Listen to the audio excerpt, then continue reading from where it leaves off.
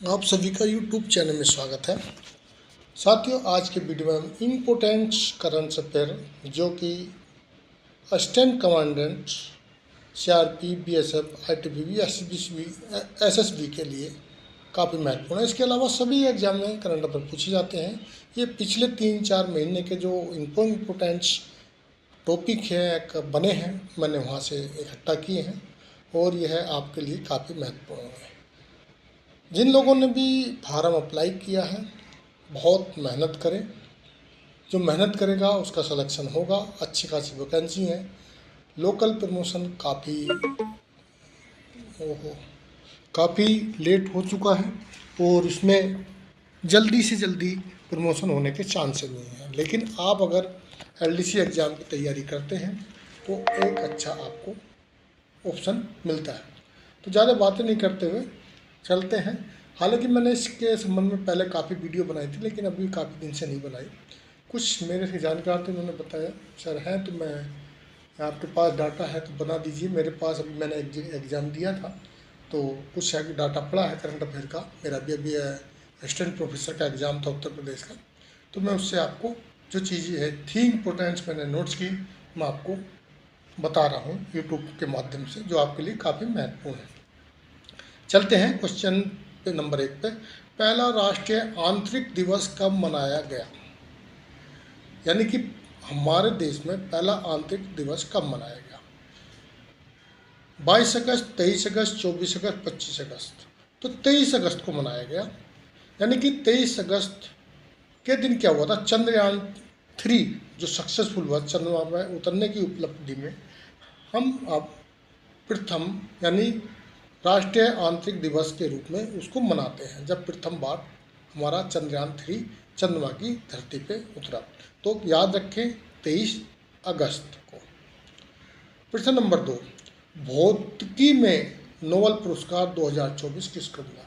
आपको पता होगा नवंबर महीने में हर साल 6 क्षेत्रों में नोबेल पुरस्कार दिए जाते हैं। उसमें से लगभग एक क्वेश्चन पूछ लिया जाता है। तो यहाँ पर आपको भौतिकी में बात की है। जॉन हाफील्ड, जेफी हिल्डन, डेविस बेकर या 1 और 2 को संयुक्त रूप से?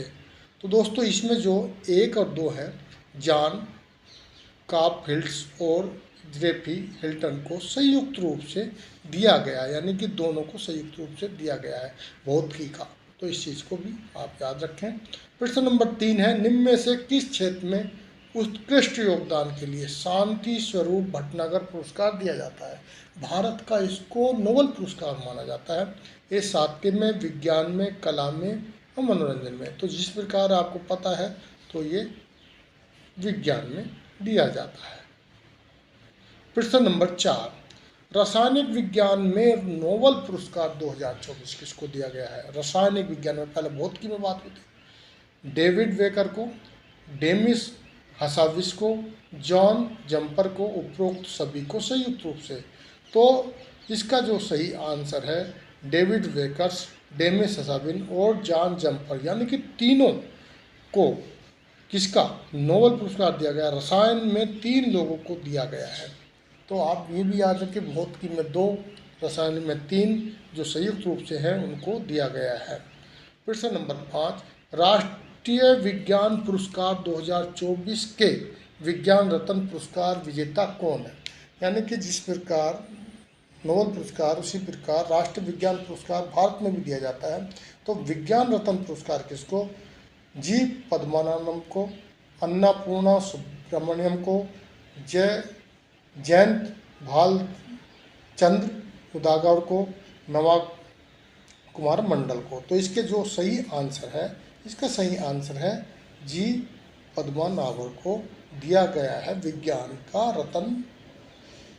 प्रश्न नंबर 6, जियोलॉजी या मेडिसिन में नोबेल पुरस्कार 2024 किसको दिया है? विंटर एम्ब्रोज को, गैरी रुक्सन को, उपरोक्त दोनों को संयुक्त रूप से या उपरोक्त में से किसी को नहीं? तो दोस्तों इसका जो है फिजिशियन में दोनों को 2024 का विंटर एम्ब्रोज और गैरी रुक्सन को माइक्रो RNA की खोज और जीन विनिमय की इनकी भूमिका के लिए दिया गया है। प्रश्न नंबर 7, एआई बहुत ही इम्पोर्टेंट है। अभी एआई का ज़माना चल रहा है। एआई से क्वेश्चन पक्का आता है, यानी कि जिसको आर्टिफिशियल इंटेलिजेंस कहते हैं, का जनक किसको माना जाता है? तो आपको पता भी होना चाहिए। ए में दिया है जॉन मैकार्थी, दूसरे में है जॉन हिक्सन, चार्ल्स वेबज और रेनाल्डो वी जॉनसन। तो इसका जो एक मिनट सही आंसर है जॉन मैकार्थी, यानी कि प्रार्थी भी आपको प्रार्थी करके भी याद रखेंगे। प्रार्थी जी ने, मैकार्थी जी ने एआई की खोज की थी। तो इसका सही आंसर है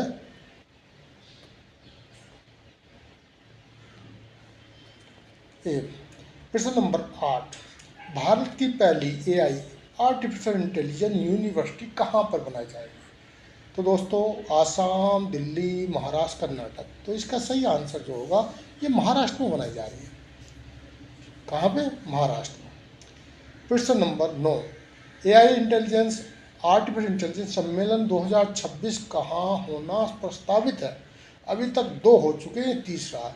एक कुवैत, भारत, श्रीलंका, भारत और सऊदी अरब। तो दोस्तों पहला जो है ब्रिटेन में हुआ था। अभी जो 2026 का करेगा आर्टिफिशियल इंटेलिजेंस का सम्मेलन, वह भारत करेगा। भारत में होना प्रस्तावित किया गया है।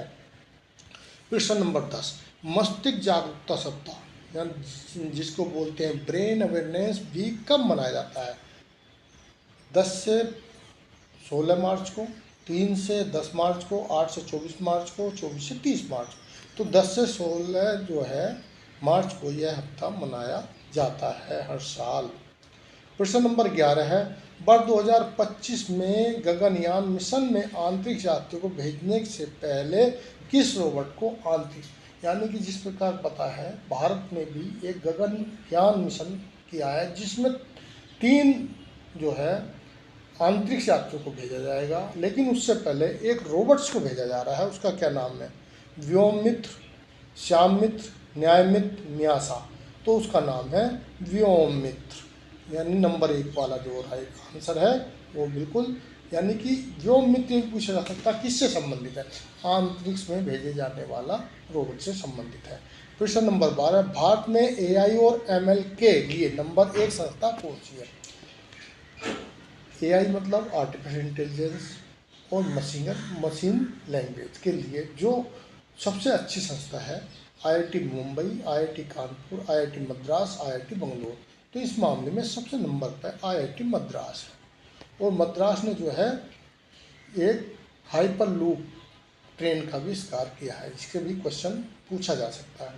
प्रश्न नंबर 13, हाल ही में कहाँ पर जीवांश जबड़ा डेनिस वंश नामक एक रहस्यमय होमिनिड्स आबादी के सदस्य का मिला है? अफ्रीका में, भारत में, मिस्र में, ताइवान में। तो दोस्तों ये ताइवान में मिला है, बहुत पुराना है। और किसका? होमिनिड्स प्रजाति जो मानव की प्रजाति है उसका मिला है।